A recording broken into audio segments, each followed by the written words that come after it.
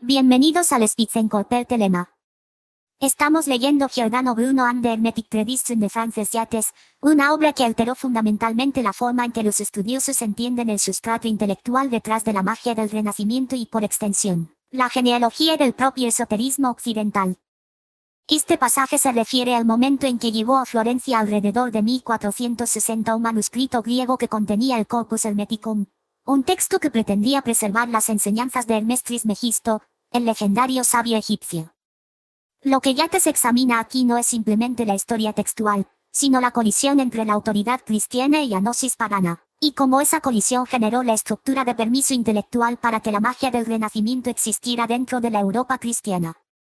Lo que estaba en juego era absoluto. Si Hermes podía leerse como un profeta precristiano de Cristo, entonces sus enseñanzas mágicas podían rehabilitarse. Si no podía, cualquiera que estudiara sus obras estaría traficando con demonios. Yates rastrea este argumento a través de Lactancio, Agustín y finalmente, la extraordinaria decisión de Cosme de Medici de hacer que Marsilio Ficino tradujera a Hermes antes de Platón, colocando al mago egipcio por delante de la propia filosofía griega en la cola del aprendizaje renacentista. Este es el momento en que el esoterismo occidental se vuelve filosóficamente respetable a los ojos del poder ortodoxo. El pasaje pertenece a la tradición de la historia intelectual del Renacimiento inaugurada por Jacob Burckhardt y perfeccionada por Paul Oscar Christevier, pero Yates añade un elemento crucial. Lee el Renacimiento hermético no como una curiosidad de anticuario sino como una fuerza transformadora. Mientras que otros veían a los magos del Renacimiento como platónicos confundidos que incursionaban en la superstición, Yates los reconoció como herederos de una teología alternativa consciente y coherente. Una teología que afirmaba ser anterior y subyacente al cristianismo mismo. La palabra perfecta, o sermo perfectus, es una traducción correcta del título griego original de Asclepio, y el pasaje que Lactancio cita en griego corresponde aproximadamente a un pasaje de nuestra traducción latina. Así Asclepio, la obra que contiene la extraña descripción de cómo los egipcios fabricaron sus ídolos y el lamento por la religión egipcia, se santifica porque contiene una profecía acerca del Hijo de Dios. No fue solo en Asclepio que los escritores herméticos utilizaron la expresión, Hijo de Dios. Al comienzo de Pimander, que es el relato hermético de la creación, se dice que el acto de la creación es a través de un verbo luminoso que es el Hijo de Dios. Al hablar del Hijo de Dios como palabra creadora, con citas de las Escrituras, Lactancio aporta la confirmación gentil, señalando que los griegos hablan de él como el Logos, y también de Trismegisto. Sin duda estaba pensando en el pasaje sobre el verbo creador como Hijo de Dios en el Pimander, y añade que Trismegisto, que de un modo u otro investigó casi toda la verdad, describió a menudo la excelencia y la majestad del verbo. De hecho, Lactancio considera a Hermes Trismegisto como uno de los videntes y profetas gentiles más importantes que previeron la llegada del cristianismo, porque habló del Hijo de Dios y del verbo. En 3 pasajes de las instituciones cita a Trismegisto con las sibilas como testimonio de la venida de Cristo. Lactancio no dice nada en ninguna parte contra Hermes Trismegisto. Es siempre el escritor más antiguo y sabio, cuyo tenor es agradable al cristianismo y cuya mención de Dios Hijo lo coloca entre las sibilas como un profeta gentil. En pasajes generales, Lactancio condena el culto a imágenes y también piensa que los demonios utilizados por los magos son ángeles caídos malvados. Sin embargo, nunca asocia estas cosas con Trismegisto, quien siempre aparece como una autoridad venerada en las verdades divinas. No es de extrañar que Lactancio se convirtiera en el padre favorito del mago del Renacimiento que deseaba seguir siendo cristiano. Agustín fue sin embargo una dificultad para el mago del Renacimiento que deseaba seguir siendo cristiano, porque Agustín en De Civitate Dei condena severamente lo que Hermes el egipcio, llamado Trismegisto, escribió sobre los ídolos, es decir, el pasaje de Asclepio que cita extensamente sobre cómo los egipcios en su religión mágica animaban las estatuas de sus dioses por medios mágicos, atrayendo espíritus hacia ellas. Agustín no está utilizando un texto griego de Asclepio, como había hecho Lactancio, sino la misma traducción latina que tenemos y que, por lo tanto, debe ser al menos del siglo IV. Como se mencionó anteriormente, esta traducción solía atribuirse a Apolegio de Madaura. El contexto en el que Agustín ataca el pasaje idólatra de Asclepio es importante. Ha estado atacando la magia en general y en particular las opiniones sobre espíritus o demonios sostenidas por Apolegio de Madaura. Apolegio de Madaura es un ejemplo sorprendente de uno de esos hombres, altamente educados en la cultura general del mundo grecorromano que, cansados de las viejas enseñanzas de las escuelas, buscaron la salvación en el ocultismo. y particularmente en el tipo egipcio de ocultismo. Nacido alrededor del año 123 después de Cristo, Apuleyo fue educado en Cartago y Atenas y luego viajó a Egipto, donde se vio involucrado en un pleito en el que fue acusado de magia. Es famoso por su maravillosa novela, conocida popularmente como El Asno de Oro, cuyo héroe es transformado por las brujas en un asno, y después de muchos sufrimientos en su forma animal, vuelve a transformarse en forma humana después de una visión estática de la diosa Isis, que se le acerca en una playa solitaria por donde ha vagado desesperado. Finalmente se convierte en sacerdote de Isis en un templo egipcio. Todo el ambiente de esta novela, con su tema ético, su iniciación o iluminación estática, su color egipcio, es como el ambiente de los escritos herméticos. Aunque Apuleyo no fue realmente el traductor de Asclepio, ese trabajo ciertamente le habría atraído. Agustín llama platónico a Apuleyo y lo ataca por sus opiniones sobre los espíritus aéreos o demonios que consideraba intermediarios entre dioses y hombres en su trabajo sobre el demonio de Sócrates. Agustín considera esto impío, no porque no cree en los espíritus del aire o en los demonios, sino porque piensa que son espíritus malignos o demonios. Luego ataca a Hermes Trismegisto por alabar a los egipcios por la magia mediante la cual atraían tales espíritus o demonios a las estatuas de sus dioses, animando así las estatuas o convirtiéndolas en dioses. Aquí cita verbalmente el pasaje de Asclepio sobre la creación de dioses. Luego analiza la profecía de que la religión egipcia llegará a su fin, y el lamento por su desaparición, que interpreta como una profecía del fin de la idolatría con la llegada del cristianismo.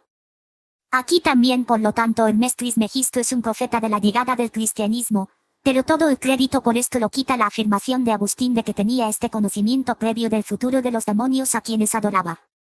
Hermes presagia estas cosas como el cómplice del diablo, suprimiendo la evidencia del nombre cristiano, y sin embargo prediciendo con una dolorosa insinuación, que de él procedería la ruina de todas sus supersticiones idólatras, porque Hermes fue uno de aquellos que conociendo a Dios, no lo glorificaron como Dios, ni fueron agradecidos, sino que se envanecieron en sus imaginaciones, y su necio corazón estaba lleno de oscuridad.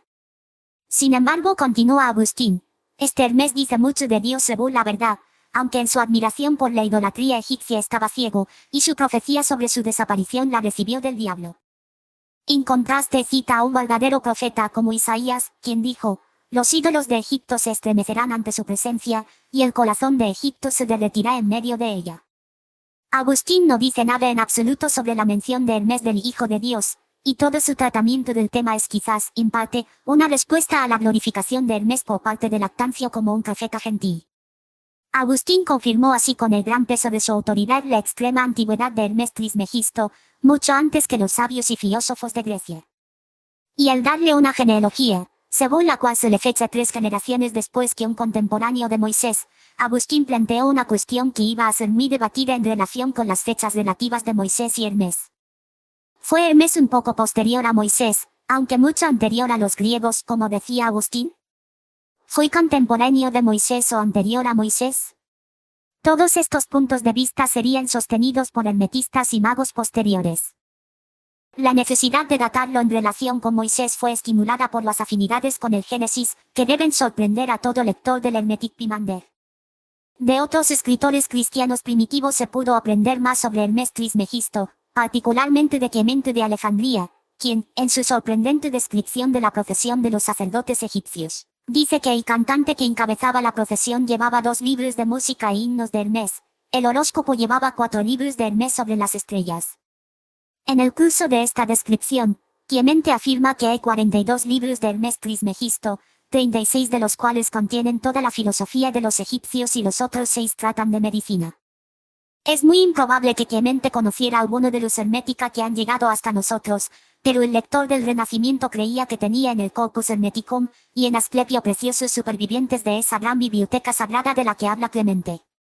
Hacia 1460 un monje, uno de los muchos agentes contratados por Cosimo de Médicis para recolectar manuscritos, trajo a Florencia desde Macedonia un manuscrito griego. Contenía una copia del Corpus Hermeticum, una copia no del todo completa, ya que incluía solo 14 de los 15 tratados de la colección, faltando el último. Aunque los manuscritos de Platón ya estaban reunidos, en espera de traducción, Cosme ordenó a Ficino que los dejara a un lado y tradujera la obra de Hermes Trismegisto de inmediato, antes de embarcarse en los filósofos griegos. Es el propio Ficino quien nos dice esto, En esa dedicatoria a Lorenzo de Medici de los comentarios de Plotino en la que describe el impulso dado a los estudios griegos por la llegada de Gemistus Pleto y otros eruditos bizantinos al concilio de Florencia, y como él mismo recibió el encargo de Cosme de traducir los tesoros de la filosofía griega que ahora llegan a Occidente desde Bizancio. Cosme, dice, le había entregado las obras de Platón para que las tradujera. Pero en el año 1463 llegó a Ficino la noticia de Cosimo de que debía traducir primero a Hermes de inmediato, y luego pasar a Platón. Ficino hizo la traducción en pocos meses, mientras el viejo Cosme, que murió en 1464, aún vivía. Luego empezó con Platón. Es una situación extraordinaria. Están las obras completas de Platón, esperando, y deben esperar mientras Ficino traduce rápidamente a Hermes, probablemente porque Cosme quiere leerlo antes de morir. ¿Qué testimonio es este de la misteriosa reputación del 3 veces grande? Cosme y Ficino sabían por los padres que Hermes Trismegisto era mucho anterior a Platón. También conocían el latín Asclepio, que despertó el apetito por la sabiduría egipcia más antigua de la misma fuente prístina. Egipto fue antes que Grecia, Hermes fue anterior a Platón. Lo que Yates reconstruye aquí es una crisis de autoridad intelectual que moldeó fundamentalmente la magia del Renacimiento. Dos padres de la Iglesia leyeron los mismos textos herméticos y llegaron a conclusiones opuestas. Lactancio, que escribió a principios del siglo IV, vio a Hermes como un profeta pagano cuya invocación del Hijo de Dios, y la palabra, lo alineaba con la teología cristiana. Un testigo gentil de verdades que el cristianismo revelaría más tarde plenamente. Agustín, escribió un siglo después con una precisión teológica más feroz, vio los mismos pasajes y concluyó que la capacidad de Hermes para profetizar provenía de los demonios, lo que lo hacía espiritualmente poco confiable incluso cuando occidentalmente acertaba. La magia del Asclepio, la vivificación de estatuas mediante la vinculación de espíritus, fue condenada explícitamente por Agustín como práctica demoníaca. La genialidad del análisis de Yates reside en mostrar cómo los magos del Renacimiento explotaron la ambigüedad entre estas dos autoridades. Si querías practicar magia y seguir siendo cristiano, Lactancio te ofrecía cobertura, Hermes era antiguo, autoritario y sus enseñanzas estaban alineadas con la doctrina cristiana sobre la palabra. Agustín te ofreció algo diferente, pruebas de que los textos eran peligrosos, lo que significaba que eran poderosos. Algunos magos adoptaron la estrategia de afirmar que los pasajes objetables, los que citaba Agustín sobre la animación de estatuas, eran interpolaciones posteriores, corrupciones añadidas por mentes inferiores al original egipcio puro. Otros como Giordano Bruno abandonarían más tarde el compromiso por completo y argumentarían que la religión mágica egipcia no era corrupta en absoluto, sino la religión más verdadera, y que el cristianismo la había oscurecido. Pero todos ellos necesitaban que Hermes fuera antiguo, anterior a Platón, más cercano a Moisés, originario de Egipto antes de que Grecia tuviera una filosofía. Ese problema genealógico planteado por el propio Agustín cuando fechó a Hermes 3 generaciones después de Moisés, se convirtió en la obsesión de los hermetistas del Renacimiento. Todo el edificio intelectual de la magia del Renacimiento depende de acertar en la datación, de hacer que Hermes tenga la edad suficiente para tener autoridad y sea lo suficientemente temprano como para ser anterior a cualquier acusación de derivación del cristianismo. La idea más devastadora de Yates llega al final. Cosme de Medici, moribundo, ordenó a Ficino que tradujera a Hermes antes que Platón. Las obras completas de la fuente de la filosofía occidental podrían esperar. Una colección fragmentaria de sabiduría egipcia, la mitad de la cual Agustín había llamado demoníaca, no podía hacerlo. Esto no fue erudición.